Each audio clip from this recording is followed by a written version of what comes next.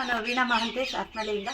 ಇವತ್ತು ನಾವು ಕಣಿವೆಹಳ್ಳಿಗೆ ಬಂದಿರತಕ್ಕಂಥದ್ದು. ಕಣಿವೆಹಳ್ಳಿಯಲ್ಲಿ ಒಂದು ಅದ್ಭುತವಾಗಿರ್ತಕ್ಕಂತಹ ಒಂದು ಕಲ್ಬಾವಿ ಇದೆ. ಇತ್ತೀಚೆಗೆ ನಾವು ಚಿಕ್ಕೇರಿಯಲ್ಲಿ ಸಂಶೋಧನೆ ಮಾಡಬೇಕಾದ್ರೆ ಶಿವನಯ್ಯನ ಬಗ್ಗೆ ಮಾತಾಡ್ತಾ ಇದ್ದಾಗ ಅಲ್ಲಿ ಒಂದು ಕೆರೆಯನ್ನು ಮತ್ತು ಕಲ್ಬಾವಿಯನ್ನು ಕಟ್ಟಿದ್ದಾರೆ ಅಂತ ಹೇಳ್ತಾ, ಹಾಗೆಯೇ ಕಣಿವೆಹಳ್ಳಿಯಲ್ಲಿ ಕೂಡ ಒಂದು ಕಲ್ಬಾವಿ ಇದೆ ಅಂತ ಹೇಳಿದರು. ಅದು ಶಿವನಯ್ಯ ಕಟ್ಟಿಸಿರ್ತಕ್ಕಂಥದ್ದು ಅಂತ ಹೇಳಿದರು. ಹಾಗಾಗಿ ಆ ಮಾಹಿತಿ ಆಧಾರದಿಂದ ಈ ಕಲ್ಬಾವಿಯನ್ನು ನೋಡೋಕೆ ಬಂದಾಗ ಅದ್ಭುತವಾಗಿರ್ತಕ್ಕಂಥ ಒಂದು ಕಲ್ಬಾವಿ. ಈ ಕಲ್ಬಾವಿಯ ಗೋಡೆಗಳಿಗೆ ಆ ಕಡೆ ಈ ಕಡೆ ಮೆಟ್ಲು ಇಳ್ಕೊಂತ ಬರ್ತಾ ಇದ್ದಾಗಲೇ ಒಂದು ಭಾಗದಲ್ಲಿ ಬಲಭಾಗದಲ್ಲಿ ಕೃಷ್ಣನ ವಿಗ್ರಹವನ್ನು ಕಾಣ್ಬೋದು, ಎಡಭಾಗದಲ್ಲಿ ಆಂಜನೇಯ ಗದೆ ಇಟ್ಕೊಂಡು ಮತ್ತು ಒಂದು ಕೈಯಲ್ಲಿ ಮರವನ್ನು ಇಟ್ಕೊಂಡು ಹೋರಾಟ ಮಾಡ್ತಿರ್ತಕ್ಕಂಥದ್ದು ಕಾಣ್ಬೋದು. ಹಾಗೆಯೇ ಇಲ್ಲಿ ಒಬ್ಬ ಋಷಿ ಕೂತ್ಕೊಂಡಿರ್ತಕ್ಕಂಥದ್ದು, ಹಾಗೆ ಕೆಳಗಡೆನೂ ಒಬ್ಬ ಋಷಿ ಇರ್ತಕ್ಕಂಥದ್ದು. ಈ ನೀರನ್ನು ನೋಡ್ಬೋದು ಎಷ್ಟೊಂದು ಗಲೀಜಿದೆ. ಈಗ ಬೇಸಿಗೆನಲ್ಲಿ ನೀರು ಒಂದು ಸ್ವಲ್ಪ ಕಡಿಮೆ ಆಗುತ್ತೆ.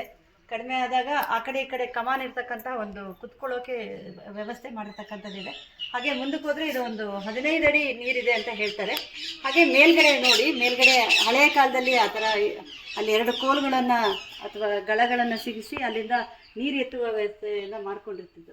ಅವಾಗೆಲ್ಲ ಏತ ನೀರಾವರಿ ಮಾಡ್ತಾ ಇದ್ರಲ್ಲ, ಆ ರೀತಿಯಲ್ಲಿ ಕೊಪ್ರಿಕೆಯಿಂದ ನೀರು ತಗೊಂಡು ಆ ಕಡೆ ಚೆಲ್ಲಿದ್ರೆ ಹೊಲಗಳಿಗೆ ನೀರು ಹೋಗುವಂಥದ್ದು. ಇದು ಎಲ್ಲ ಕಲ್ಲಿನಿಂದ ಕಟ್ಟಿರ್ತಕ್ಕಂತಹ ಒಂದು ತುಂಬ ಆಕರ್ಷಣೀಯವಾದಂತಹ ಸ್ಥಳ.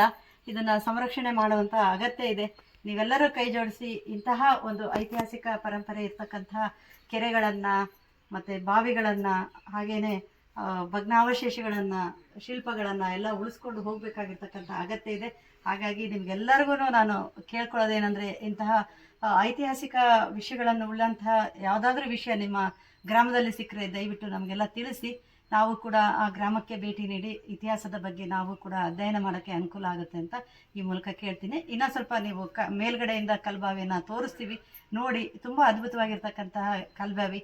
ನಾವು ಇದೇ ಊರಲ್ಲಿದ್ದರೂ ಕೂಡ ನಮಗೆ ಗೊತ್ತಿರಲ್ಲ ಅಂಥದ್ದನ್ನು ಈಗ ನೋಡ್ತಾ ಇದ್ದೀನಿ. ನನಗಂತೂ ಭಾಳ ಖುಷಿಯಾಗಿದೆ.